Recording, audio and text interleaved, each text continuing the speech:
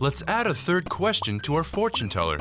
For the first two questions, the fortune teller expects a string. However, for the third question, the fortune teller wants a number, specifically, the number of hours the user spends sleeping in a year.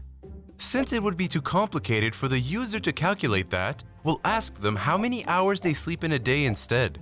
Then, we'll multiply that number by 365 to find out how much time they spend sleeping in a year.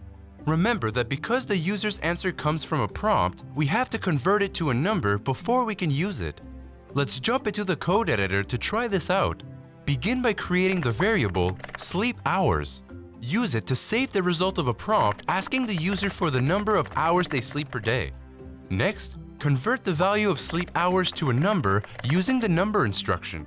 Following that, create the variable sleep hours per year.